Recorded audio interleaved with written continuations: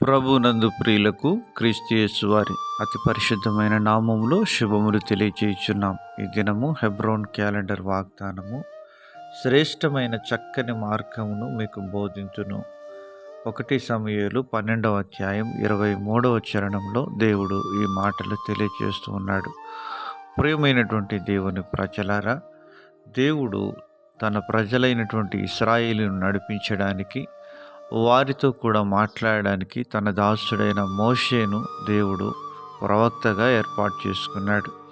దాను మొదలుకొని బెయేర్షెబా వరకు తిరుగులేని ప్రవక్తగా మోషే సాక్ష్యం పొందినట్లుగా మనం చూడగలం.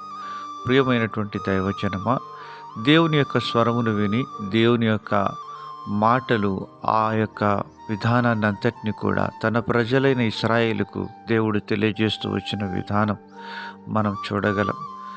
మీ నిమిత్తం నేను ప్రార్థన చేయటం మానుట వలన యెహోవాకు విరోధంగా పాపము చేసిన వాడనగుదును అని దైవజనుడు సమూయేలు ఇశ్రాయేలు జనాంగముతో మాట్లాడుతున్నాడు. శ్రేష్టమైన చక్కని మార్గమును మీకు బోధింతును అంటున్నాడు. ఈ చక్కని మార్గమే మన ప్రభువైన యేసుక్రీస్తు వారు. ప్రియమైనటువంటి దేవుని ప్రజలారా, బైబిల్ సెలవిస్తుంది, బుద్ధిమంతులు క్రిందనున్న పాతాళమును తప్పించుకుని వలనని పరమునకు పోవు జీవ మార్గమున నడుచుకొనును అని దేవుని వాక్యం సెలవిస్తుంది. ఆ జీవ మార్గమే ప్రభువైన యేసుక్రీస్తు వారు చెప్పారు, నేనే మార్గమును సత్యమును జీవమును, నా ద్వారానే తప్ప ఎవడును తండ్రి యొద్దకు రాడు అని ప్రభు సెలవిచ్చాడు.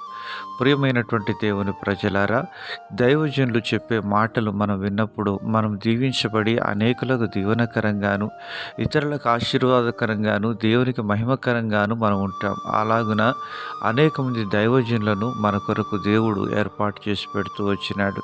కనుక మనం దేవుని యొక్క దాసుల మాటలు వినేవారంగా ఉండాలి. కీర్తనల గ్రంథము 32వ అధ్యాయము 8-9 చరణాలు. నీకు ఉపదేశం చేసేదను, నీవు నడవవలసిన మార్గమును నీకు బోధించేదను, నీ మీద దృష్టి ఉంచి నీకు ఆలోచన చెప్పేదను. బుద్ధి జ్ఞానము లేని గుర్రముల వలెనైనను కంచరగాడిద వలెనైనను మీరు ఉండకుడి. అవి నీ దగ్గరకు తేబడినట్లు వాటి నోరు వారుతోనూ కళ్ళెముతోనూ బిగింపవలను అని దేవుని వాక్యము సెలవిస్తుంది.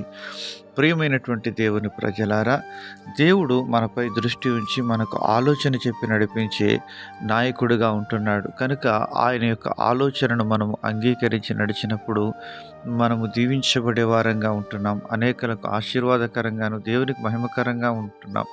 అలాగున నా జీవితంలో ఉందుముగాక.